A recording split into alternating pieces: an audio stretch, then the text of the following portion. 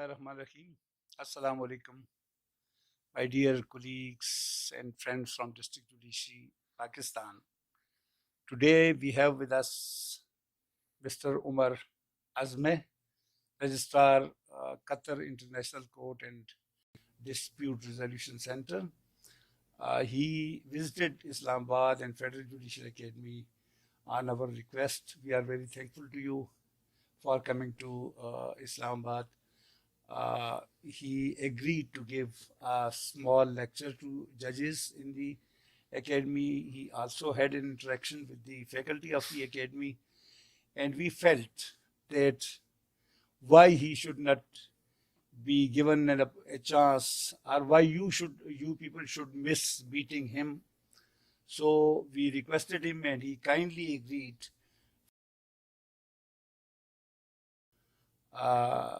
So I will be not taking much time, and I will request Mr. Omar, please, you tell us how the Qatar International Court and Dispute Resolution Center works, and please share your experience, and you tell that how the service is provided to the people who are your addressees are for whom you are working. So please.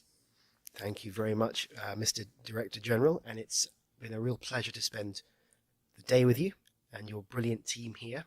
We had a really good interaction this morning with the faculty, and then I was really impressed when I was shown the facilities. This is a wonderful facility, and it's obvious that you're all doing really, really good work for the judiciary in Pakistan, and it's highly, highly commendable. Very, very impressed.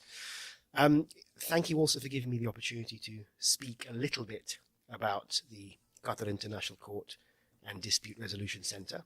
So that would be the QICDRC for short. It goes back to the economy. So Qatar, in seeking to diversify its economy, has set up what we would call special economic zones. And these are effectively zones in which business can invest in very favorable business conditions. The main one is called the Qatar Financial Center. And if companies invest in the Qatar Financial Center, they get a number of business benefits. So, for example, there's a favorable ownership structure whereby a foreigner can be the 100% owner of a company. The corporation tax is low. The business can repatriate 100% of its profits back to the other country.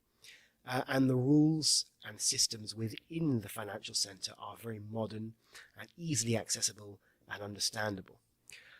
Part of the offering is the QICDRC. So we are effectively the default dispute resolution body for matters arising from the Qatar Financial Center.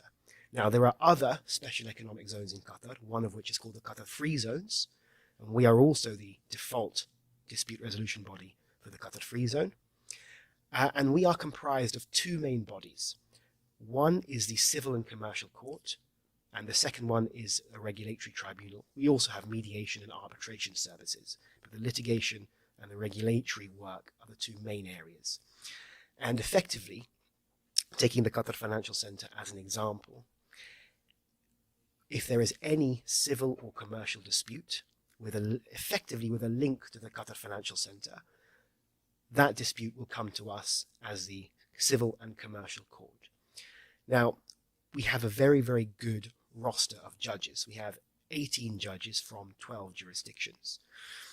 And we're very, very lucky that we cover a number of different legal traditions. We cover the common law, we cover the civil law, and we cover the Islamic law side of things. So we have judges from America, England and Wales, Scotland, France, South Africa, New Zealand, Hong Kong, Singapore, China, Cyprus. So we really cover the range of jurisprudential centers, effectively.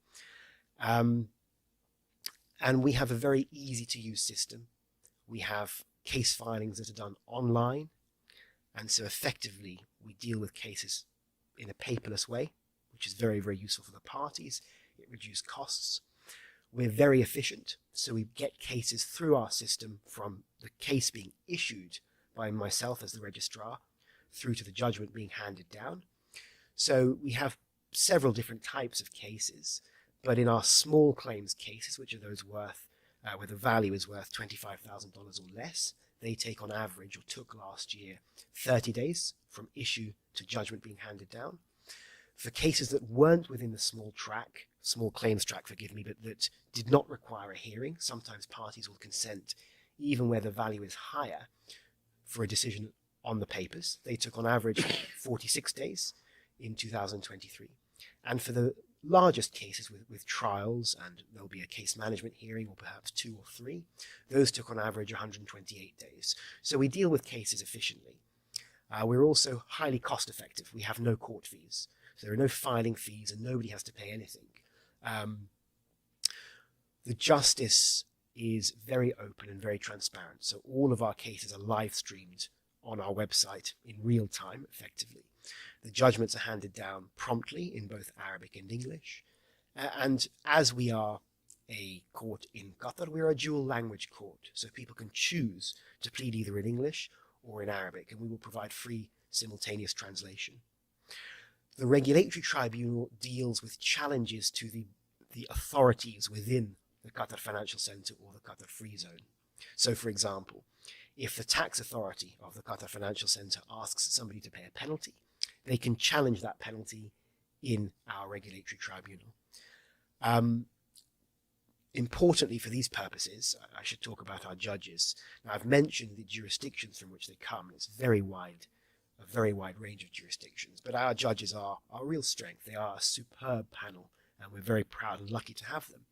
The president of the court is Lord Thomas, so former Lord Chief Justice of England and Wales, and the former presidents have always held that particular title. We had Lord Phillips and also Lord Wolfe. But we also have on our roster the top judge from Scotland. The judge from Cyprus was formerly the Cypriot judge on the European Court of Justice. The judge from China, who was appointed last year, was on the Supreme People's Court of the People's Republic of China. And we also have local Qatari judges. That's very important. And that leads me on to my next point, which is this is important for me to stress, we are a national court of the state of Qatar.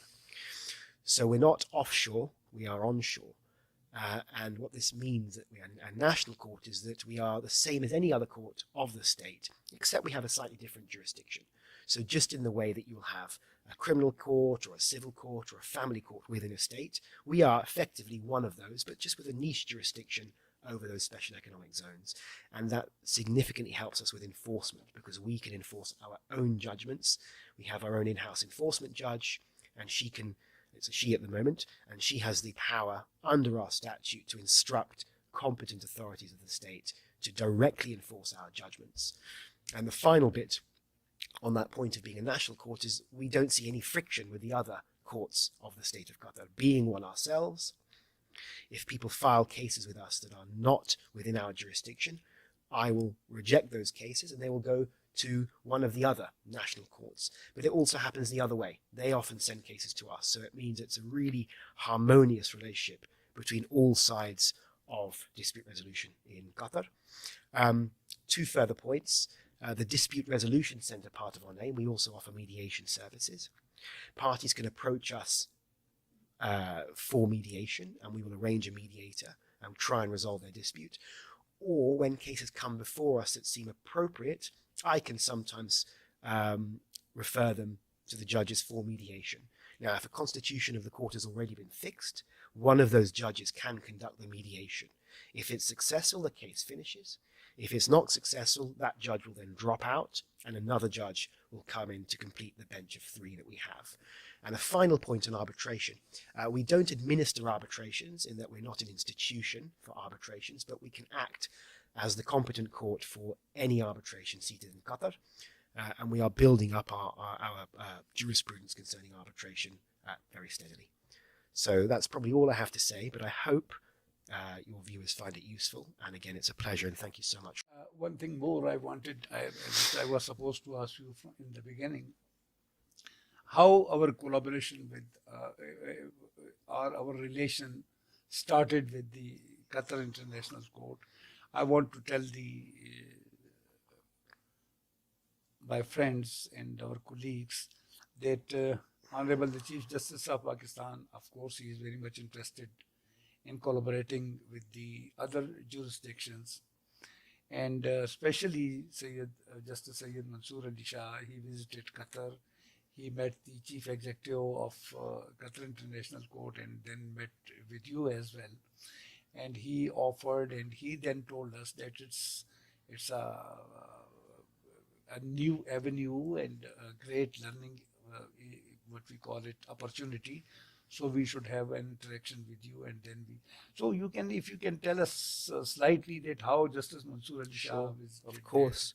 So there's an organization called the Standing for International Forum of Commercial Courts, which was founded by, among other people, the president of our court, Lord Thomas, in 2017, when he was Lord Chief Justice of England and Wales.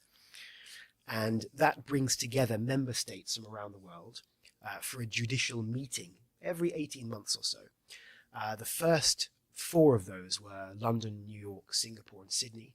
But the 5th meeting, which was at the end of April this year, was in Doha, and we hosted around 170 judges from about 56 jurisdictions in Doha. Each country sends up to 4. We had 25 chief justices or presidents of courts, and the Pakistani delegation comprised of Justices Mansoor Ali Shah and Jawad Hassan. And so they came, we met them, had very, very good conversations, and Mansoor Ali Shah, Justice Mansoor Ali Shah, suggested that it would be very good for us to try and come and meet you. And so I find myself in Pakistan less than a month later, coming to meet you. And Thank you for that. hopefully we can do something together in the coming months. Thank you very much. My great pleasure.